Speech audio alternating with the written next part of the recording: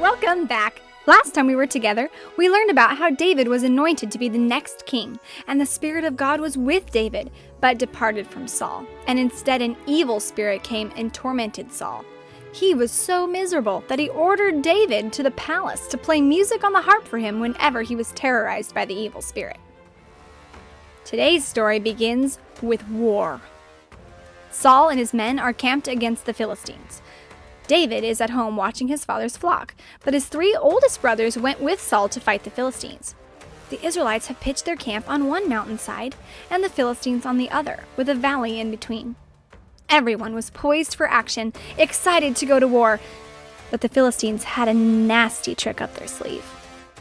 One afternoon, out of the Philistine camp, strode the biggest man all of Israel had ever seen. At 9.5 feet tall, he was twice the size of the average soldier. His brass armor glinted brightly in the sun, making him look like a glowing human army tank. He wore a helmet of brass on his head, and he had a brass coat of chainmail covering his body. The coat itself weighed 150 pounds. In addition to that, he also had a brass breastplate and brass coverings over his legs. The head of the massive spear he carried weighed 16 pounds, and the wooden beam of the spear was massive. Not to mention the fact that he had a huge sword. He walked proudly and slowly down into the middle of the valley between the camps, and then he shouted up to the quaking Israelites in a booming, evil voice. "You sniveling wimps! Why are you all here to fight the mighty Philistines? Clearly, we could wipe you off the face of the earth in one sweep, but we are a gracious people and will make you a deal. I am a mighty Philistine, and you're servants of Saul. Send one man down to fight me to the death. If I lose, we will be your slaves, but if you lose, you will be ours. I defy and dishonor your armies today.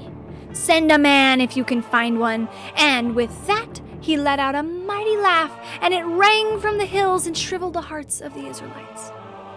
Even tall King Saul was quivering. Since he didn't know what to do, Israel did nothing. Every day for 40 days, Goliath would come out and shout these words to the Israelites, and every day they would quake and run and hide. Meanwhile, Jesse, David's father, was growing worried about his 3 oldest boys, and wanting news of the battle, he sent David with a load of grain and 10 loaves of bread for his brothers and 10 heads of cheese. So David got up early in the morning, leaving his sheep with a servant, and with his burden on his shoulders, went away to the battle site to find out the news. When he got to the camp, he left the supplies with a keeper and hurried off to find his brothers. While he was talking with them, the ominous voice of the giant rang out over the hills, offering the same deal as he had every day before in defying the armies of Israel. When David heard that, it made his blood boil. The men around him were fleeing and trembling and saying, "Did you hear? The king will make whoever fights Goliath rich, and his family will be tax-free in the land, and he will give him his daughter to marry. I don't care. I'm not fighting that guy." "What is the reward for the man who takes away this curse from Israel?" David asked. "This giant is so much smaller than our God. Why doesn't somebody go down there and fight him? He's cursing our God." Then David's oldest brother Eliab was angry at David. "Why in the world are you here? Who's watching those few sheep you're in charge of? I know the pride of your heart. You just came down to watch a good fight. Go back to your sheep where you belong and leave the fighting to real men." "What have I done wrong?" David asked, and turning away from Eliab, asked the men around him why they were afraid to fight one who was so small in comparison to a God so big. What David was saying eventually got back to Saul. So Saul sent for the only brave man in the camp, David. "Don't be afraid. I'll fight this giant," David said when he stood before Saul. "You?" Saul sputtered. "You're just a boy. Goliath has been training to be a fighter since he was smaller than you are." "My king," David replied, When I was with my flock of sheep and a lion or a bear came against my precious lambs, I killed him and rescued the lamb out of his mouth. And if he got away, I went after him and tracked him down. And when he turned to attack me, I grabbed him by the beard and killed him. I am not afraid of this giant. I will slay him as I slew the lion and the bear, because he has defied the armies of the living God. Not only am I sure that I can kill this Philistine, but I know that as the Lord delivered me out of the paws of the lion and the bear, he will deliver me out of the hands of this wicked man. Saul shook his head incredulously. Go then, son, only don't go like that. Wear my armor. And he snapped his fingers for a servant to bring it. I would sure hate to see such a brave soul snuffed out if I can help a little, thought Saul to himself, as David was fitted with the king's armor, a helmet on his head, and a coat of mail, and a breastplate of brass, and the king's own sword cinched around his waist. He would have looked half as intimidating as the Philistine if the armor hadn't dragged on the ground as he tried to walk. He hadn't taken 3 steps before he turned to Saul. This is very kind of you, my king, but I can't go like this. It will just get in the way since I've never worn armor before. I'll just go in my shepherd's clothes. And with a smile, David removed the armor. And with straight shoulders, he walked out of the king's tent, picked up his shepherd's staff, and descended into the valley of death. There was a small stream in the center of the valley, and David stooped and chose 5 perfectly round stones and put them in his shepherd's pouch he wore. Then, confidently, with a sling and staff in his hand, he bravely faced the giant. When Goliath noticed David, he hated him. For he saw that he was just a young boy, red-headed and handsome. He knew that it was a blow to his manhood and pride as a giant to fight with a boy, and his blood began to boil, and he cursed David by the Philistine gods. Am I a dog that you come out to fight me with a staff?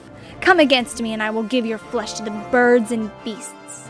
The Philistine roared in rage. David's clear young voice called back, You come to me with only a sword and a spear, but I come to you in the name of the Lord of hosts, the God of the armies of Israel, whom you have dishonored. This very day the Lord will deliver you into my hand, and I will strike you down and take your head off of your shoulders, and feed your flesh to the birds of the air and the beasts of the field, and the whole world will know that there is a God in Israel. And all of the people camped here today will know that God does not save with sword or spear, for the battle belongs to the Lord. Goliath was enraged at this and came toward David to slay him. And David ran with full speed towards the giant. Then he reached his hand into his shepherd's pouch and pulled out a stone and slung it with his sling and hit the giant square in the forehead. And the stone hit him so hard it went into his head and stayed there, and the giant fell crashing down onto the ground, dead. And David didn't have a sword, so he took the Philistine's sword out of its sheath and cut off Goliath's head with it.